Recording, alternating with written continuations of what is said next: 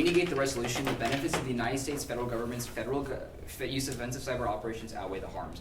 Our sole contention is capitalist intervention. Subpoint A is Venezuela. Venezuela has been in the crosshairs of American imperialism for decades. Papuche in 2018 finds that since the first victory of the late Hugo Chavez and the process of Bolivarian revolution, Venezuela's establishment as a sovereign state aiming to establish socialism has made it the target of America's racist Monroe Doctrine. Historical precedence shows that when countries like Venezuela challenge the U.S.'s control over the region by calling for self-determination, the U.S. has replied with a violent subversion and military intervention. U.S. cyber attacks have been a recent and dangerous addition to this. Sakaya in 2019 says that Venezuela has been subject to multiple cyber attacks by the U.S., and Lemon 2019 notes that these American cyber attacks are yet another means to topple Venezuela's government and gain another imperial trophy. American cyber attacks attempt to achieve this by targeting vital electric infrastructure. Faust in 2019 corroborates that an electricity blackout affected most of Venezuela for several days after an American cyber attack crashed the country's main electricity generator. Strange in 2019 informs that as a result of this, communications went down, water pumps failed, ground transport halted, and the internet went down, and life support machines failed at hospitals without backup generators. All school and labor activities were suspended, and many Venezuelans were virtually stranded in their homes. The impact concerns the economic toll of this. Verdad in 2019 notes that the losses for the countries totaled $875 million, which reduced gross domestic product by 1%. This means that 300,222 Venezuelans were put out of work, as Sanchez in 2012 quantifies that a 1% decrease in GDP has been associated with a slightly less than 2 percentage point increase in the unemployment rate. This money could have been used to lift Venezuelans out of the poverty line, because Dreitzer says in 2013 that the Venezuela's history demonstrates an emphasis on eliminating poverty, which Barron in 2018 finds is caused by American sanctions and imperial greed. Thus, because Weisbrot in 20 finds that Venezuela's poverty line is $3, the money lost at the blackout would have been used to bring Venezuela's population out of poverty 10 times over. Our subpoint B is Bolivia. Bigwood in 2008 finds that the U.S. government has an imperialist, anti-Marxist goals in Bolivia, citing declassified U.S. government documents which reveal a clear and consistent policy of U.S. intervention and meddling in Bolivia's internal affairs. Historically, this has continued as Moldes in 2019 writes that since 2016, the U.S. has been engaged in the early stages of political oppression and intervention. Cyber attacks are the ultimate culmination of this, as the AFP finds in 2013 that the U.S. utilizes cyber attacks in Bolivia with imperialist goals, attempting to topple the government of President Evo Morales. And importantly, it worked. Flores found just last week that President Evo Morales suddenly resigned and fled to Mexico, and that although the American media won't recognize it, it was a U.S.-backed coup. Farthing in 2019 concludes that this coup increased instability in Bolivia, thus we negate. We affirm our sole contention is securing the balance. First is inherency. Bipartisan political pressure along with the 2020 elections have put major strains on the U.S. and Saudi Arabian relationship. According to Hannah from Foreign Policy in 2017, as Congress continues their pressure, they pose serious long-term damages to U.S.-Saudi relationship. Changes in the dynamics of the Middle East are disrupting the balance. The source of this disruption is Iran. According to Stratford from the National Interest in October, Iran has concluded that cooperating with America is imperative to long-term success. However, their methods to attain cooperation are beyond legitimate. Iran has been attacking Saudi oil facilities, forcing the U.S. to do one of two things to defend the Saudis. They can either respond with direct militaristic force that could lead to a large-scale conflict, or they can appease the Iran government by proposing relief packages. The Trump administration has relied heavily on the latter, defaulting to appeasement, allowing for Iran to take advantage of the lack of balance. Obama's presidency empirically proves that this tactic wrecks relations, as Trulov in 2014 says that during the Obama administration, the Saudis had been bothered by Iran's tactics and their effect on the U.S. The Saudis believed that they were ready to regionally project in the Middle East without the U.S., and now we are on the brink, as Saudi leaders have been fuming at the Trump administration's lack of cooperation and appeasement of Iran, reaffirming a view that the U.S. is no longer dependable to sustain the balance.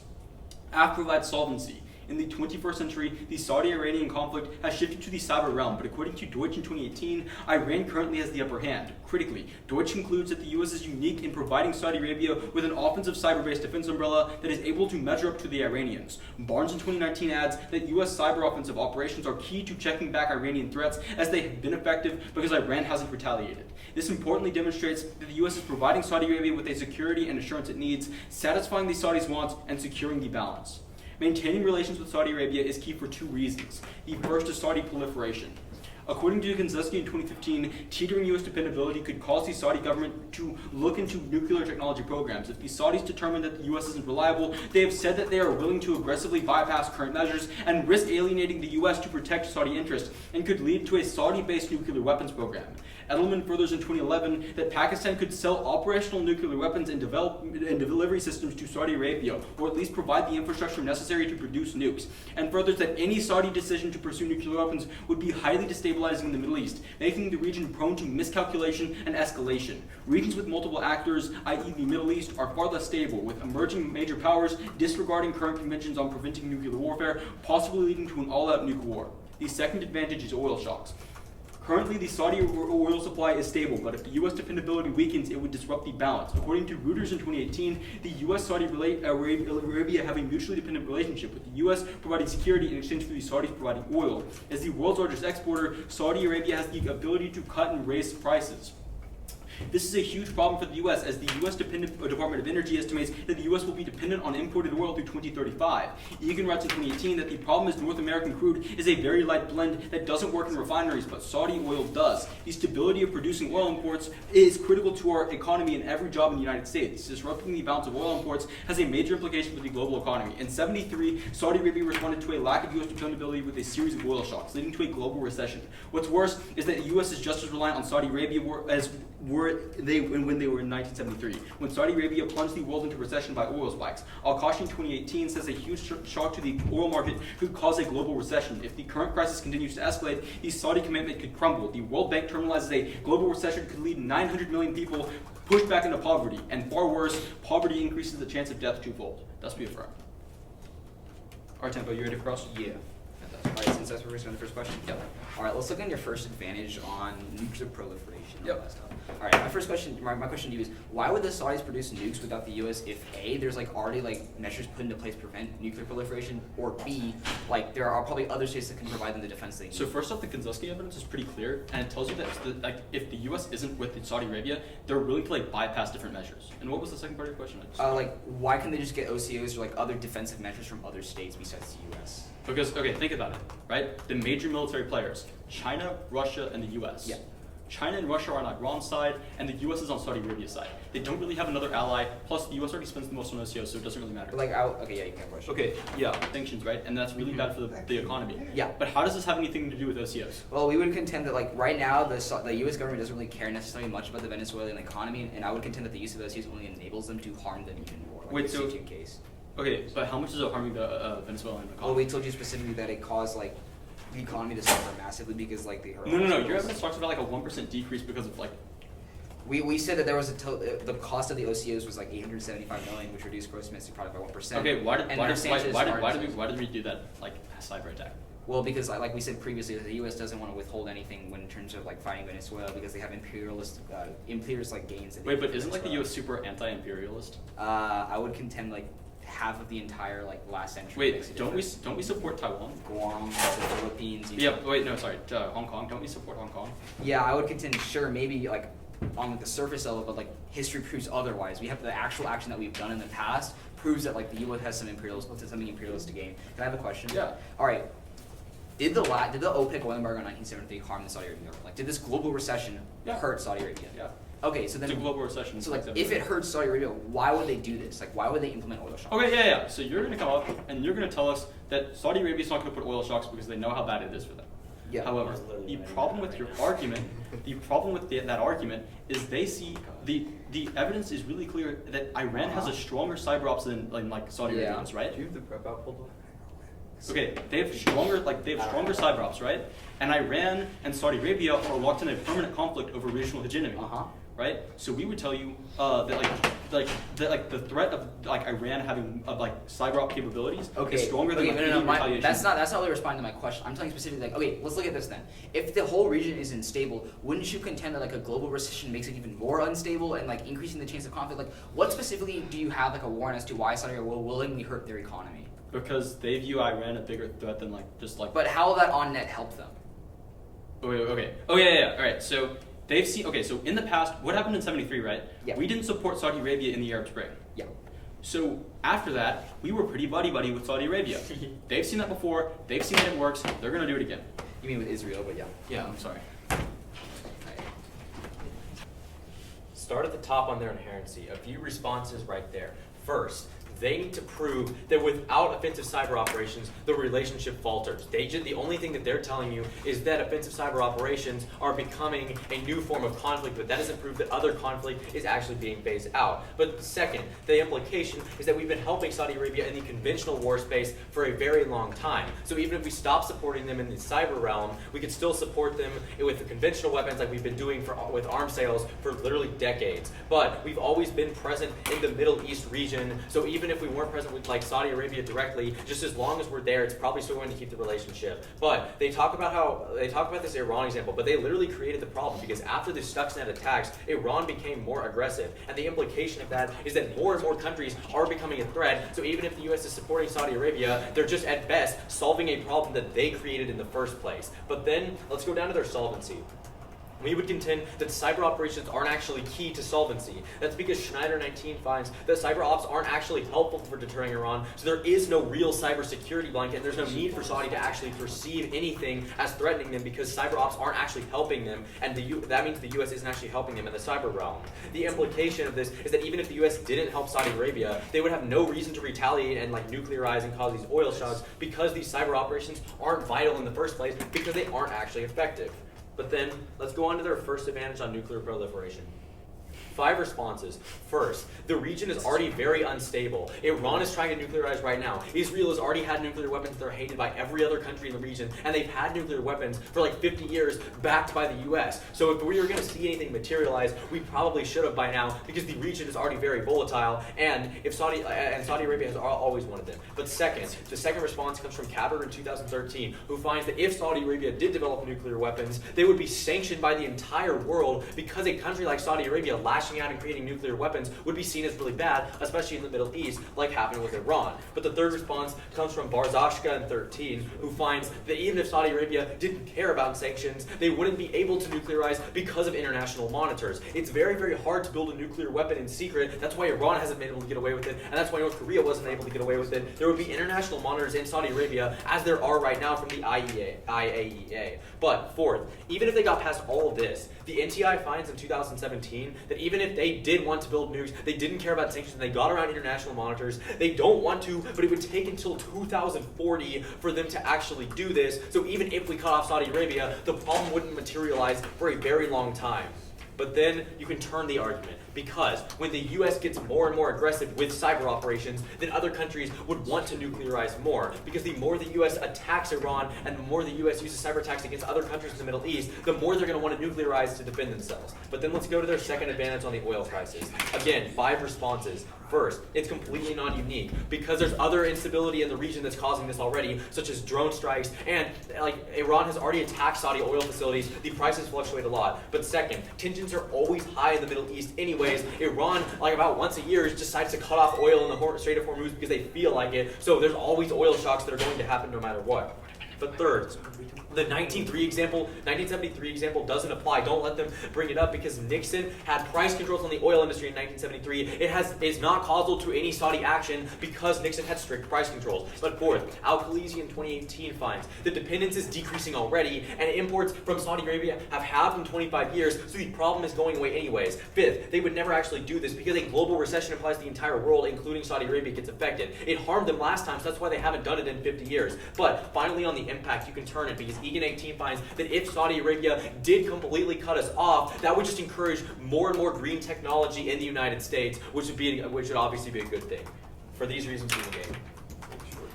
Alright, yeah, so we're going to start running prep, start. So that like they're running out of I should have waited the time for this for. I think we should just drop like 1 or 2 of these responses on both and then extend the turn. Oh yeah, this is looking good. Awesome. Very good quality video. Having a race war in Alright. Start at the top of our case, they question our uniqueness. What's really important here is you look directly to the inherency and the solvency. Our evidence directly concludes that Saudi Arabia is able to, is directly able to manage its own conventional means on its own. That's really important because I would tell you the only reason that we're still in Saudi Arabia is our cyber capabilities.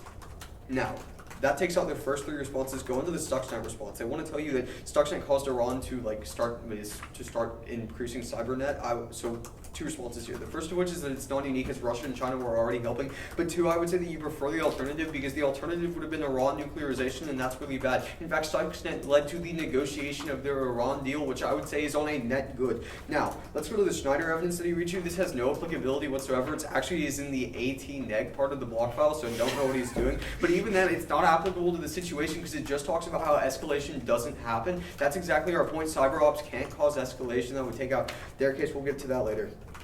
On to prolif, right? He wants to say that the region is unstable. I'd say it's not unstable enough. Saudi Arabia getting nukes is the bright line. Then he says they'll be sanctioned by the NPT. It's a matter of national security, so therefore Saudi Arabia doesn't care. Then they say they can't nuclearize. Look to Pakistan. We tell you that they could just give them nukes. Then they go to the fourth response. He said it takes till 2040. Just cross-apply what I just said about Pakistan. Go to the fifth response he gives you. There's no warrant whatsoever. I'd say U.S. deterrence overwhelms the need to nuclearize. Go into oil. He wants to say that instability leads to oil strikes. However, that's not true, right? I'd say we see the amount of instability that we have right now does not lead to oil spikes, but Saudi embargoes do. Then go on to response to these says that Iran cuts off oil all the time. Iran stopped buying oil. We stopped buying our oil from Iran back in 2018. Check your facts. Then go on to the 73 doesn't apply. Here's what's really important here is that 73 is just proof that Saudi Arabia will stop exporting oil to the U.S. That's really important, because I would tell you that it crashes the U.S. economy. Those are the nuances that we give you there. Now he says that this would hurt that imports are down. That doesn't matter, because imports are still at the same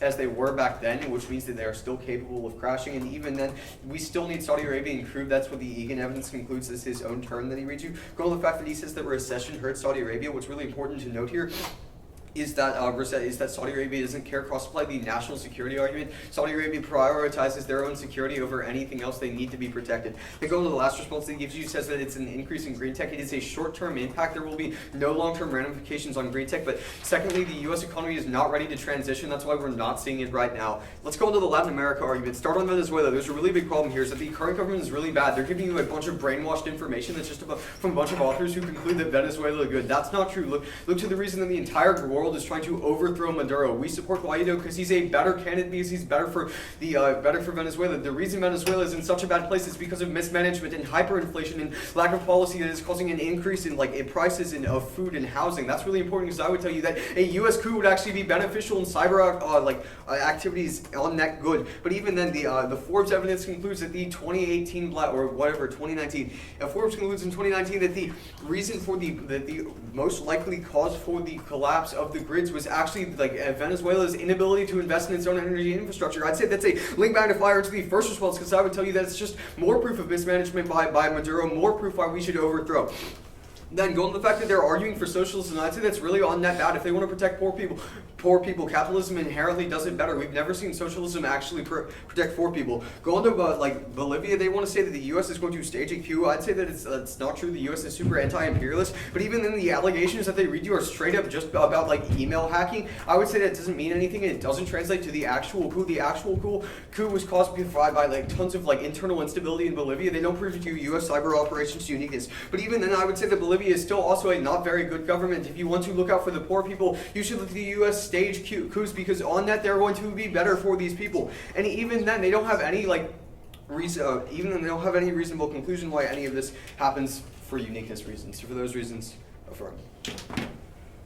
So even if your response is true that knocking out the entire government of Venezuela is a good thing, how can you if it's at the expense of all of Venezuela, all of employment, all of their power, and all their hospitals, how can you justify that as a good thing? That's not true, right? What happens is you don't attack that part of the case. No. I do say the reason Venezuelan power went out was because Venezuela had failed to invest in good energy. Right? But we also attacked their grids. What does that have to do with anything? No, the most likely reason that it went out was because I read you evidence that says that, right? I would argue that my evidence is better. Maybe there were different ones because. But even then, the impact of 300 people dying is going to be nothing when we see how many people have died of starvation, how many people have died because they can't afford food, how many because they can't afford housing because of Maduro's rule. I'll take a question. So do you support Bolivia? Yes. Why? Because Bolivia's government is a lot better than most Latin American governments. I mean, you've seen Better than most. the president that got overthrown last week had been in office for about 13 years up to this point, and Bolivia is like in its most prosperous days I would say ever. that's- okay, So alright, the no, no, imperialist no. coup had no reason to actually All happen. right, here's the thing. I would say that like Bolivia being in its quote unquote most prosperous days doesn't mean anything, because if we look to China, they're in their most prosperous days, but people there still like live in extreme poverty. Less people than ever. You know, China lifted 800 million people out of poverty. Like Okay. it's still really prosperous. Beck, Just kind of Beck, exceeding the that. quality of life in China is ridiculously low. You can have a question. Okay, so let's go to your response to the green tech turn. So you say that the U.S. economy is not ready to transition. Can you like elaborate on that more? You Okay, just so kinda said it. Beck, do we use a lot of oil? I mean, yes. We do use a lot of oil. But we also do we import a also lot. export a lot of oil? Yes, mean, we do sure. export a lot of oil. So But that's- increasing oil prices. No, that's exactly the No, argument. We would be- export a lot of oil. Yeah. If our oil gets like screwed over, then we're not going to be able to use No, it it anymore. We're means gonna that have our to economy transition. is screwed. Beck, you can't just say that, oh, the U.S. economy is going to be screwed in the short term. That equals a long-term transition. We're I gonna would say have we to. look That's to like the the only status quo. No, that's not the only option. What I'm saying is it short-term screws us for long enough that we collapse, right? We have an economic collapse. But in the long term, we can still use oil, right? After the embargo is lifted, like embargoes are, like this one, are by nature very, very short, right? Because they get their point across quickly and effectively, right? And that's really bad because I would tell you that once you do that, we have to, once you do that, the U.S. economy is in shambles, but we're still Okay. supporting Saudi You Arabia. can take a question. Alright. So does Saudi Arabia care about sanctions and the non-proliferation treaty? Yes. Why? And also that goes with your response on why like Saudi Arabia wouldn't cut off oil because it would mess up their own economy because like national security. I feel like a country pretty much sabotaging their own economy would probably worsen national Well, why security. did they worsen that? So why did they sabotage their own I mean, economy in the Saudi government Arabia? is pretty much has a grip on the entire country. In order to keep the people from like Yeah, but why rebelling did against they- the government, they want economic growth, Number right? one, Saudi Arabian revolt would be laughable because it would just equal genocide. Two, I would tell you. That's what a revolt is. Always happens with authoritarian governments. But What? anyway, yeah. Okay. Alright, yep. So, the order's gonna be NCAC, pretty simple. I'll try my best to extend this case. Alright, we all good? Yep, yeah, alright. Beck, you ready? Yes. My extensions. Are you gonna collapse or? Yeah, we're collapsing to our first sub point. Awesome. Just easier. Alright, we all good? Time begins now. So starting off with our subpoint A, where we talk about Venezuela. We tell you specifically that the U.S. has an imperialist interest in Venezuela, and thus they've been using OCOs as a way for them to gain control of Venezuela. We've seen this happen in the past, where the U.S. literally uses OCOs to attack multiple power systems as well as hospitals to weaken the country. This in turn has caused $870 million in damages, which in turn pushed 300,000 people into poverty. Okay, and so they make a few responses to our case. The first is that this whole thing is brainwashed because our whole case is brainwashed because overturning Maduro is a good thing, and inherently Venezuela is like a bad country. First of all, due to the U.S.'s government control of the media, according to Butler in 2019, any U.S. sources cannot be trusted due to imperial interest in Latin America. Thus, most of their responses are inherently biased because of the reason why that the U.S. is inherently interested for imperial reasons, not for the benefit of the Venezuelan people. And furthermore, we would contend that their first response on how the Venezuelan government is inherently bad doesn't actually respond to the warranty of the case, where we tell you that the U.S.'s use of OCOs made a problem worse. So then they give this response saying how that the U.S. coup would be beneficial, but I would contend that you can cross-apply the response that we put to on their case, which I'll get to later, onto how we're decreasing oil dependence on Saudi Arabia because of the fact that because the U.S. is decreasing oil dependence on the Saudis, you can fundamentally prove our case because we tell you that the U.S. is interested in Venezuela for imperialist reasons, i.e. things like oil. They're shifting their oil dependency away from countries like Saudi Arabia to countries like Venezuela that are easier to manipulate, and as a result, this proves the inherency where we tell you specifically that the U.S. has interest in Venezuela for imperialist reasons, not for beneficial reasons. So then let's look into their response where they tell you on net that capitalism is inherently better than socialism. Again, this doesn't respond to the warranting of our case where we tell you that OCOs inherently show harms. The resolution specifically states that we're proving whether or not it's good or bad, and I would contend it's inherently bad because the use of OCOs didn't actually end up with anything good. It caused harm. It caused 300,000 people being pushed into poverty. So then let's look on their case. Specifically on their inherency, where we tell you specifically that there is no insolvency. They try to say that we need to prove that they look to our inherency where the Saudis can manage on their own. I would contend that all of our responses still extend through because we tell you there's all their alternatives. They need to prove as to why OCOs uniquely are the problem here. because of the fact that like the U.S. can still have a presence in the Middle East, they need to reduce to how like they can get OCs from other countries, or that they can't just shift to other forms of war. Then they give this their response to our fourth response, where we tell that Iran attacks were a result of the U.S. They try to say that prefer the alternative, where like the Iranian nuclear deal and whatnot. I would contend that like this whole Iranian nuclear deal, the U.S. literally pulled out of it because of tension with Iran, because of our use of Stuxnet. This caused Iran to ramp up its use of nuclear weapons, which in turn completely disproves their entire case. We say the only reason why Iran has nukes in the first place is because of U.S.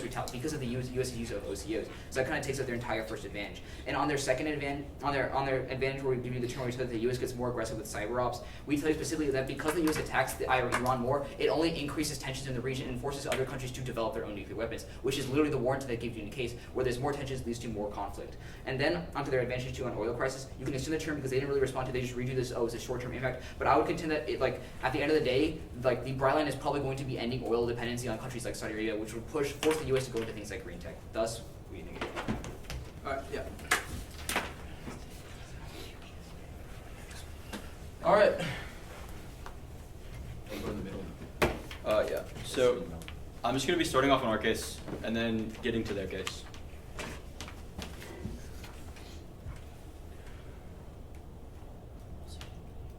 First, start on our case. We tell you that without the U.S. OCOs, Saudi Arabian and U.S. relations are hurt because Iran is currently threatening Saudi Arabia, and the Barnes evidence from InCase indicates that the U.S. is the only thing helping Iran in a box. That's why the Deutsch evidence is really clear in concluding that the U.S. is giving a defense umbrella, and that's what like keeping our relations with Saudi Arabia clean. And that's why without the U.S. like OCOs, Saudi Arabia would move away from us, and they would like oil shock the economy. First, they respond to this by saying OCOs don't really matter because we will always have presence in the region. However, the Barnes evidence is really clear in telling you that like the U.S. is keeping Iran in check, and that's like the U.S. is keeping Iran in check. That's the regional hegemon.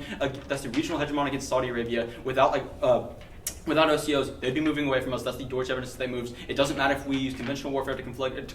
We have to use OCOs. And then they extend this response that tells you that like Iran, the only reason we have a problem is because we used hacks against Iran and they increased their capabilities. The problem is, first off, tells you and goes unresponded to that China and Russia would have filled in. China and Russia are Iran's allies. They would have given them cyber ops anyways. But second, the U.S. using cyber ops was critical in like a deal with Iran to denuclearize. I would say that denuclearization denuclearization is still good. At that point, we can see the dealing that tells you that they're never going to proliferate. But onto oil, they may extend one response. They just extend the turn that tells you that they're pushing to green tech. The problem with this response is that first, they don't give you a terminalized impact of switching to green tech. But second, we tell you that it doesn't matter if you switch to green tech because it's a short-term impact where recession happens anyways. And then they tell you that we're decreasing oil dependency. That doesn't really make a lot of sense because the oil dependency we had on Saudi Arabia in '73 is the exact same that we have on it now. I would say it doesn't really matter, but that's going to their case. They make a big mistake on their subpoint A. They drop the Forbes evidence, which is really clear in telling you that the reason that the power grids went down was because of the government's mismanagement. That's a really big problem because at the point where we tell you that Saudi Arabia, that the U.S.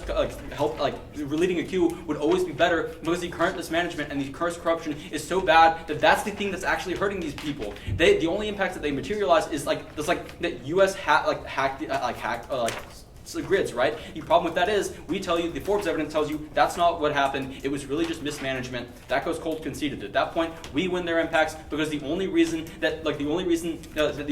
can we can take away the leader is by using OCOs. But second, we would tell you that OCOs haven't actually done anything. But on their case, we would tell you that if we win our impact with 900 million people going into poverty because of oil spikes, that would